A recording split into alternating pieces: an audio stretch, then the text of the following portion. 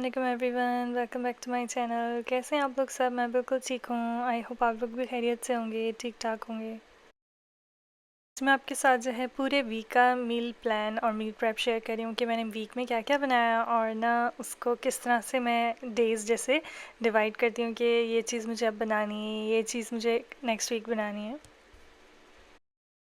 मेरे जो पूरे 10 डेज़ थे काफ़ी ज़्यादा टफ़ थे बच्चों के साथ। बच्चों की समर ब्रेक भी थी और मेरी तबीयत भी सही नहीं थी, तो मैंने कहा थोड़ा सा जो है ब्रेक ले लेती हूँ, क्योंकि मेरा अब ये जो है लिविंग ऑफ जैसे कहते हैं ना लाइफ है, कि मैं इस तरह से ब्रेक लेती हूँ कि अगर मुझे ऐसा फ़ील हो कि कोई चीज़ मुझे परेशान कर रही है, कोई चीज़ हेक्टिक हो रही है, तो मैं उसको छोड़ देती हूँ थोड़े दिन के लिए, और फिर वापस जब भी मेरे पास एनर्जी आती है फिर मैं वापस से उसको कंटिन्यू कर लेती हूँ। बहुत प्यारी हदीस है कि अगर कोई चीज़ ऐसी हो जिससे आपका दिल परेशान हो रहा हो, या कोई चीज़ आपको बहुत ज़्यादा कंटिन्यूसली जो है वो आपको मतलब कहते हैं ना परेशानियाँ दे रही है, हेक्टिक कर रही है, ओवरवेल्म कर रही है, तो उस चीज़ को छोड़ देना चाहिए। अगर वो चीज़ जैसे वैसे ही आपके पास वापस आनी होगी ना, तो वो चीज़ आपके पास वापस आ जाएगी, इसलिए उसको फोर्स करना सही नहीं होता। ये 2-3 चीज़ें बहुत इम्पॉर्टेंट हैं। एक तो ये कि अल्लाह के करीब रहना सबसे इम्पॉर्टेंट है। अगर मुझे जैसे ही लगता है कि मैं दूर हो रही हूँ, तो मैं सब चीज़ें छोड़ देती हूँ और अल्लाह की तरफ रुजू करती हूँ। और दूसरा ये है कि फ़ैमिली, घर, बच्चे सबसे इम्पॉर्टेंट है। और इसके साथ-साथ ही जो है मेरी अपनी मेंटल हेल्थ बहुत ज़रूरी है। अगर मुझे कोई चीज़ जैसे परेशान कर रही है, मेरा दिल नहीं कर रहा कि मैं वो करूँ, तो फिर मैं उसको थोड़ी देर ब्रेक दे देती हूँ, छोड़ देती हूँ। अब जैसे मैं वीकली जो भी मील प्रेप करती हूँ, अगर जैसे मुझे लगता है कोई चीज़ उसमें से बहुत हेक्टिक हो रही है, मेरा रूटीन बहुत ज़्यादा टफ हो रहा है, तो मैं उस चीज़ को निकाल देती हूँ। जो एक चीज़ मैंने जो है नई इम्प्लीमेंट की है ना, वो ये कि रेसिपीज़ को बहुत सिंपल रखा हुआ है। और सबसे ज़्यादा ये होता है कि आप रेसिपीज़ को हर हफ्ते जैसे रिपीट भी करते रहें तो कोई बुराई नहीं है। उससे होता है ये कि आपके दिमाग में होता है कि आपने ये पकाना है, ऑलरेडी सोचा हुआ है, तो बहुत आसानी होती है। मंडे मेरा जो होता है मीटलेस मंडे होता है, उसमें मैं दाल, चावल, सब्ज़ी इस तरह की चीज़ें बनाती हूँ। तो जो भी लिस्ट में हो उसमें ना मतलब ज़रूरी नहीं कि दाल भी हो, मतलब तहरी भी हो सकती है, चना पुलाव, ऐसी कोई भी चीज़ जिसमें गोश्त, चिकन और इस तरह का कीमा वगैरह ना हो, तो वो मैं मंडे को सारी तैयारी कर लेती हूँ। उसमें सब्ज़ियाँ भी हो गई या कोई बीन्स वगैरह हो गए। उसके बाद ट्यूसडे आता है। ट्यूसडे को मेरा मीट प्रेप कहती हूँ मैं उसको, टाको ट्यूसडे कहती हूँ। उसके अंदर कोई कीमा बना लिया, चिकन की कोई भुनी हुई आइटम बना लिया, या बीफ का जैसे कबाब वगैरह बना लिए, रोल पराठा हो गया। कोई भी ऐसी चीज़ जिसका टाको बन सकता है या कीमे से रिलेटेड होती है ना, तो वो चीज़ मैं टाको ट्यूसडे कर लेती हूँ। तो ट्यूसडे को वो सब प्रेप करती हूँ। तरह आप हर पूरे वीक को ना जैसे डिवाइड कर लें कि मंडे को ये करना है, ट्यूसडे को ये करना है। ज़रूरी भी नहीं कि आप सारा कुछ एक साथ पकाएं, लेकिन अगर आप डे डिसाइड करते रहेंगे ना, तो फिर आपको ये आसानी होगी कि जैसे मंडे को सिर्फ दाल ही पकानी है सब्ज़ी के साथ, या ट्यूसडे को कीमा पकाना है, वेंसडे को चावल बनाने, इस तरह से आप डिवाइड कर लें, इतनी आसानी होगी, मुझे भी बहुत होती है। मेरा ज़्यादा टाइम जो है गार्डनिंग वगैरह में भी लग रहा है, क्योंकि मैं नए सिरे से जो है सारा कुछ शुरू कर रही हूँ। फ्रूट्स वगैरह के ट्री तो काफ़ी सारे हमारे गार्डन में लगे हुए हैं, इंशाल्लाह मैं दिखाऊंगी आपको। लेकिन जो है वो सब्जियां ज़ाहिर है नहीं उगी हुई, तो वो मुझे खुद उगानी है, तो उसके लिए थोड़ा सा टाइम मेरा जो है ना उस तरफ ज़्यादा लग रहा है, तो मैं यूट्यूब को दे नहीं पा रही थी। और थोड़ा सा मेरी तबीयत भी सही नहीं थी, तो मैंने कहा थोड़ा ब्रेक ले लेती हूँ, उसके बाद फ्रेश होकर आराम से वीडियो अपलोड करूँगी। अच्छा, मैंने देखा है कि मैं बहुत ज़्यादा हबड़-दबड़ में या फिर बहुत जल्दी-जल्दी में कोई काम करती हूँ ना, हमेशा वो ख़राब हो जाता है।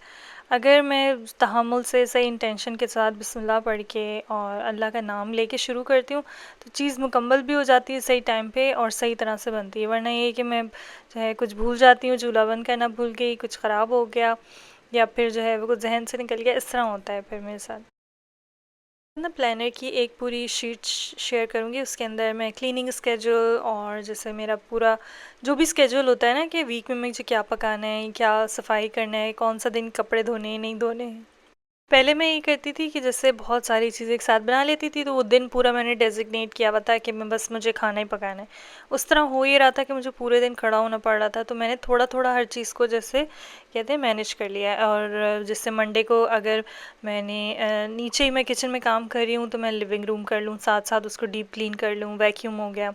ट्यूसडे को जैसे मैंने ये किया है कि ऊपर का जैसे हमारा 2 फ्लोर का घर है, तो ऊपर का फ्लोर कर लिया इस तरह। सारी चीज़ें इंसान की ना जैसे चेंज होती जाती हैं वक्त के साथ साथ, और फिर ये पता चलता है कि किस तरह से इम्प्रूवमेंट आनी है। माशाल्लाह माशाल्लाह अल्हम्दुलिल्लाह मेरे साथ जो है ना वो जो भी चीज़ें थी, प्रॉब्लम्स थे ना, तो उनको मुझे टैकल करने का तरीका आ गया है। और मतलब ज़ाहिर है हर किसी की ज़िंदगी में कुछ ना कुछ तो मसले होते ही हैं, ऐसा नहीं होता है कि हर किसी की परफेक्ट हो लाइफ। लेकिन हम जो मेन चीज़ होती है ना वो ये कि ख़ास तौर पे जो होम मेकर्स हैं उनके लिए कि मैनेजमेंट करना बहुत ज़रूरी है। अगर जैसे आपका घर सही मैनेज नहीं होता ना, आप कितनी भी सफाई कर लें, कितना भी अच्छा खाना पकाते हो और मैनेज सही ना करते हो ना, तो आपको या तो आप बहुत ज़्यादा स्ट्रेस में रहेंगे, डिप्रेशन में, या हेक्टिक ही रहेगा आपका पूरा दिन। मैंने कुछ ऐसी चीज़ें जैसे बाई की हुई, इंस्टेंट पॉट हो गया, ब्रेड मशीन हो गई, कुछ चीज़ें मैंने ऐसी रखी हुई हैं जिसमें ना जैसे ऑर्गेनाइज करके चीज़ें रखी हैं। उससे होता है ये कि खाना पकाने में एक बहुत आसानी है। अब कुछ ये होता है कि टाइम कम भी हो जाता है, इंस्टेंट पॉट की वजह से मेरा टाइम इतना बचता है। ख़ासतौर पे गोश्त की चीज़ें बनाने में, ज़रा यहाँ पे गोश्त देर से गलता है, तो अगर मैं पतीली में गलाने बैठूँ तो मेरा पूरा दिन गोश्त गलाने में ही लग जाए। इंस्टेंट पॉट में 20 मिनट में, 25 मिनट में, बहुत ज़्यादा हड्डियों वाला गोश्त है, बहुत ज़्यादा गोश्त है तो 30 मिनट्स में गल जाता है। चने की दाल जैसे होती है उसको ज़्यादा टाइम चाहिए होता है। इस तरह की चीज़ों के लिए अगर आप जो है वो उसमें इन्वेस्ट कर लें तो आपको बड़ा फ़ायदा होगा। लोग मुझसे पूछ रहे थे कि आपकी लाइफ जो अचानक से चेंज हो गई है, किस तरह किया आपने? तो ये कोई एक दिन तो नहीं था, जैसे मतलब मुझे एकदम ख़्याल आया बस मैंने चेंज कर लिया। मुझे बहुत सारी चीज़ें चेंज करने में बहुत टाइम लगा है। अभी तक ज़ाहिर है लर्निंग प्रोसेस है। अब माशाल्लाह से मैंने जो है मतलब कुरान को सही से पढ़ना शुरू किया है, बच्चों को भी पढ़ाने लगी हूँ, तो उससे मुझे इतनी चीज़ें नई-नई सीखने को मिल रही हैं। आप कुरान से जो है ना वो सिर्फ़ ये नहीं कि मतलब अल्लाह ताला ने कोई नॉलेज दी है या पुरानी बातें हैं उसमें, हर चीज़ में इतने लेसन हैं, इतने लेसन हैं आपकी रियल लाइफ में, जो डेली लाइफ है। हम असल में जो है ना हमारा इस तरह से रखा गया कि कभी हमें जैसे तर्जुमे को अपनी लाइफ में किस तरह इम्प्लीमेंट करना है वो नहीं सिखाया गया। उस वो अगर हम सीख जाते हैं ना तो हमारी जो लाइफ है वो काफ़ी आसान हो जाती। जो लोग बाहर रहते हैं ना उनके लिए ज़ाहिर है हेल्पर भी नहीं है कोई, और घर के सारे काम भी खुद ही करने हैं, मैनेज करने हैं। मतलब हम लोग डॉक्टर भी हैं घर के, जो है वो इलेक्ट्रिशियन भी हैं, कुक भी हैं, और गार्डनर भी हैं, सब कुछ हमने खुद ही करना है, और बच्चों को भी देखना है, टीचर भी हैं हम। तो इतने सारे हम चीज़ें एक साथ कर रहे होते हैं, कभी कभी मैं सोचती हूँ कि मतलब हम कितनी चीज़ें बच्चों की वजह से नई लर्न करें, और हर बच्चा अपनी जो है वो चीज़ नई लर्न कराता है। यानी मेरे 3 बच्चे हैं, तीनों मुझे 3 डिफरेंट तरीके से चीज़ें लर्न करा रहे हैं। हर किसी की मतलब जैसे सोच होती है वो डिफरेंट है, पर्सनालिटी डिफरेंट है। मैं ये बिलीव करती हूँ कि एज चाहे जो भी हो आपकी, और मतलब कितने भी बड़े हैं आप, लर्निंग का प्रोसेस नहीं रुकना चाहिए। चाहे आपको कोई छोटा अच्छी बात सिखा रहा है या कोई बड़ा, हमेशा उस चीज़ को ना एब्जॉर्ब करना चाहिए और उसको लर्न करना चाहिए। मेरे लिए ना हमेशा ये ज़्यादा इम्पोर्टेंट होता है कि इल्म हासिल करना, मतलब इल्म किसी किस्म का भी हो, सिलाई हो, कोई कुकिंग हो, कोई मतलब नया ऐप सीखना है।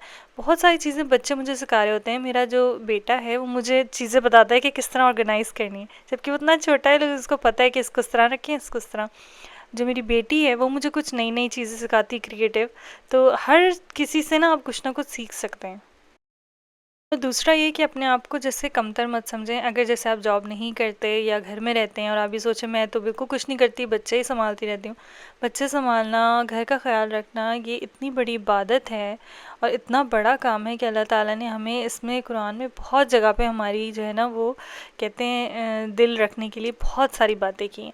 और अल्लाह ताला को हमारा एहसास है कि हम कितने ज़्यादा थक जाते हैं, तो इसलिए उन्होंने ऐसी ऐसी चीज़ें हमें बताई हैं, रखी हैं, जो कि हमें इतना सुकून दे सकती हैं। बहुत सारे लोग मुझे पूछ रहे थे कि आपको कभी भी ऐसा लगे ना कि आप बहुत थक गए, आपसे घर के काम नहीं हो रहे, इस पे हदीस भी है। तो मैं उसको छोटा सा मफ़हूम करके आपको ये बताती हूँ कि आपने ये करना है कि जैसे ही आपको कोई काम ऐसा लगे ना बस मुझसे नहीं हो रहा, मैं थक गई हूँ, आपने जो है 33 टाइम्स जो है सुबहान अल्लाह पढ़ना है, 33 टाइम्स अल्हम्दुलिल्लाह, और 34 टाइम्स अल्लाह अकबर। और इसको पढ़ के आप चाहे इसको रिपीट करते रहें बाबा, या एक दफ़ा पढ़ लें, और साथ साथ जो है ना अल्लाह ताला का एक नाम है अल हक, वो रिपीट करें। कसम से मैं आपको ये कहूँगी कि ना मेरा इतना काम आसान हो जाता है। मुझे ऐसा लगता है गैबी मदद जैसे होती है ना, कि मैं एकदम, मेरी थकावट दूर हो जाती है, मेरे अंदर एनर्जी आ जाती है, और मेरे काम जल्दी जल्दी निमट जाते हैं। तो ये चीज़ में ना बहुत ना कसरत से आप रिपीट करें। अच्छा, वैसे आलू ऐसी जैसे सब्ज़ी है उसके साथ आप बहुत सारी जैसे आप रेसिपीज़ बना सकते हैं। एक जैसे चाट बना लें, उसमें आलू के इसके ऊपर शायद डायलॉग भी था कि आलू गोभी, आलू मटर, आलू मेथी, आलू पालक, इतनी चीज़ें मतलब बन सकती हैं आलू के साथ। तो आप इस तरह से ना ऐसी डिशेस बनाएं, जैसे आलू को आप हर वीक रिपीट कर सकते हैं दाल चावल के साथ या रोटी के साथ, किसी चीज़ के साथ भी आप रिपीट कर सकते हैं। आप सब्ज़ी चेंज कर लें और आपकी जो है वो खाना तैयार हो गया। अच्छा, आजकल माशाल्लाह ना सारे घर में चीज़ें, हरा धनिया पुदीना मैंने उगाया है, और ना लेमन का ट्री पहले से लगा हुआ था। तो लेमन भी जो है वो फ्रेश होता है, बिल्कुल इतनी प्यारी खुशबू आती है लेमन जो फ्रेश आप काट के उसको स्क्वीज़ करते हैं ना। बाज़ार से तो जो हम लेते थे वो तो रखे हुए होते थे ना। तो अब जैसे मैंने लेमन के डायरेक्ट ट्री से तोड़ के मैं सोच रही हूँ उसका ना अचार भी बनाऊँगी नींबू का। और बहुत सारी चीज़ें जैसे जो उग रही हैं साथ साथ, उनको मैं ना प्रिजर्व करने का तरीका आपके साथ शेयर करूँगी। अच्छा, मैं दाल जब भी बनाती हूँ वीक में हमेशा 2 से 3 सर्विंग बनाती हूँ, और फिर ये करती हूँ कि बगैर तड़का लगा के ना हाफ़ दाल को फ्रीज़ कर देती हूँ, क्योंकि दाल इतनी अच्छी फ्रीज़ होती है, आप उसको जब भी निकालेंगे ना फ्रेश होगी। आप उसके साथ चावल बनाएं, रोटी बनाएं, और फ्रेश तड़का लगा के ना बिल्कुल नहीं हो जाती है दाल। चावल मैं बना के अब नहीं रखती, क्योंकि मेरे पास राइस कुकर भी है, इंस्टेंट पॉट भी है, तो माशाल्लाह दोनों चीज़ों में ना इतनी खटाखट जल्दी जल्दी राइस बन जाते हैं कि बिल्कुल मतलब प्रिजर्व करने की इसको ज़रूरत नहीं है। और फ्रेश जो है ना वो ज़्यादा अच्छे लगते हैं, तो बस में साथ बॉईल करना होता है। कभी आलू जैसे तहरी हो गई उसके बना लिए ज़ीरे वाले, और या फिर सिंपल चावल बॉईल कर लिए। अल्हम्दुलिल्लाह मेरा बेकिंग में इतना इंटरेस्ट हो गया ना, ख़ास तौर पे कुछ चीज़ें ऐसी होती हैं ना कि आपको मतलब होता है कि करते करते पता नहीं चलता टाइम का। वही चीज़ें मैं कहती हूँ ना एक्सप्लोर करनी चाहिए। मैंने ये नया सोचा है कि ना डिफरेंट हॉबीज़ में जैसे अपना स्क्रीन टाइम कम करने के लिए ना, जो भी हॉबीज़ हैं जिसमें मुझे शौक है, इंटरेस्ट है ना, वो स्टार्ट कर दूँ। तो स्विंग में मुझे थोड़ा इंटरेस्ट है, गार्डनिंग में है, और इस तरह से बेकिंग में। तो इन चीज़ों पे ना मैं फ़ोकस करूँ और ना उस तरह से अपना टाइम मैनेज करूँ, वरना होता है कि आप जो है ना माइंडलेसली बस आप बैठे रहते हैं इंटरनेट के सामने, या फिर आप स्क्रॉलिंग करते रहते हैं। तो उससे बेहतर ये है कि आप नई नई हॉबीज़ ले लें, नई चीज़ें ट्राई करें। अच्छा, मैं अपनी किचन को ना आहिस्ता आहिस्ता से जो है नॉन टॉक्सिक और जैसे माइंडफुल किचन होता है ना वो बना रही हूँ। तो उसके लिए मैं हर चीज़ जो है ना देख के ध्यान से बाय करती हूँ। तो मैं ऐसा पार्चमेंट पेपर लेती हूँ जिससे अनप्लीच्ड होता है और नॉन टॉक्सिक होता है, ताकि उसमें कोई भी चीज़ आप खाने की रखें तो वो जिससे होता है ना लीक नहीं होता केमिकल्स। तो मेरे जो पेन वगैरह थे वो थोड़े से मुझे लग रहा था डैमेज हो गए थे, उस पर स्क्रैचेस आ गए थे, तो वो सही से ना मफ़िन उसमें ना स्टिक हो रहे थे, बार बार कुक नहीं हो रहे थे। तो फिर मैंने सोचा कि नॉन स्टिक लेने से बेहतर है मैं एल्यूमिनाइज जो स्टील होता है ना हाई वाला, जिसमें ना मतलब एलुमिनियम वाला नहीं होता, लीक नहीं होता। इसमें स्टील ने मतलब स्टील के साथ बनाया हुआ होता है। या तो मैं ये यूज़ करती हूँ या कार्बन स्टील यूज़ करती हूँ, तो जो भी मुझे मिल जाता है वो यूज़ कर लेती हूँ। ये मैंने जो है ना वो अब दूसरी बार बाय किया है। ये मेरा जो है झाड़ू मतलब करने वाला, और उससे है ना डस्टबिन जैसे होता है ना वो है। तो पहली दफ़ा जब मैंने बाय किया था तो मुझे इतना अच्छा लगा वो ना, मतलब ये है कि घर बड़ा है ना, तो मैंने कहा एक बाहर के लिए होना चाहिए, घर के लिए। तो एक मैंने बाहर रख दिया और एक मैंने कहा घर के लिए जो है ना वो सेपरेट होना चाहिए, तो उसी में दूसरा कलर मैंने बाय किया। इसकी अच्छी बात मुझे लगती है कि सारी चीज़ें जैसे अनस्क्रू जाती हैं, स्क्रू लगा सकते हैं, आप हाइट एडजस्ट कर सकते हैं। तो मैं इसका अगर लिंक में लेकर आऊँ तो मैं इंशाल्लाह डिस्क्रिप्शन बॉक्स में ऐड कर दूँगी। थोड़ा सा अगर क्लीनिंग का आप स्केड्यूल बना लेना, इतनी आसानी होगी आपको कि एक दिन जैसे अपने कपड़े धोने, कपड़े वैसे मैं ये करती हूँ कि हर दिन मुझे धोने पड़ते हैं, क्योंकि बहुत ज़्यादा होते हैं। अगर मैं एक साथ जमा करूँ तो बहुत ही बड़ा मतलब अंबार लग जाएगा। तो एक लोड ऑफ लॉन्ड्री मैं हर रोज़ करती हूँ। एक दिन जैसे मैंने पेंट्री ऑर्गेनाइज़ कर ली, फ्रिज कर लिया, एक दिन जैसे मैं पूरा लिविंग रूम कर लेती हूँ, एक दिन ऊपर के मास्टर बेडरूम और जो भी रूम्स हैं उनकी शीट्स वगैरह चेंज कर लेती हूँ, और एक दिन जैसे बाथरूम धो लिए। छुट्टियाँ हैं तो ये लोग डबल डबल स्नैक खाते रहते हैं, और हर थोड़ी देर में ना बस जैसे ही बोर हुए, मम्मा कुछ खाने को है, मम्मा कुछ स्नैक है, मम्मा के ये कुछ खाना है। तो मैंने कहा ऐसा करो भाई तुम लोग के ना कुछ चीज़ें ना बना के मैं रख देती हूँ, दिल करे जिसका फ्रिज से निकालो और खा लो। तो उसमें मफ़िन जो है ना हमारे यहाँ हिट है, मफ़िन हो गया, केक्स हो गए, कभी चिकन नगेट्स होते हैं, कभी फ्रेंच फ्राइज़, तो जो भी इनका दिल करता है ना तो फिर ये निकालते हैं और खा लेते हैं। तो इतने वर्सटाइल है ना, आप किसी भी चीज़ में किसी तरह भी मिक्स करके बना सकते हैं। आप फ्लेवर चेंज कर लें, इंग्रेडिएंट्स तकरीबन सेम होते हैं कुछ चीज़ों में, जैसे फ्रूट्स डल गए। अभी कुछ दिन पहले मैंने कैरेट केक बनाया था, तो उसमें जो है ना मैंने जैसे वो शीट पेन वाला होता है ना वो बनाया था, वो इंशाल्लाह मैं शेयर करूँगी, इतना अच्छा बना था वो। तो वो मिस हो गया, मैंने वो फिल्म नहीं किया, तो मैंने कहा मफ़िन बना रही थी तो आपके साथ वो शेयर कर लूँ।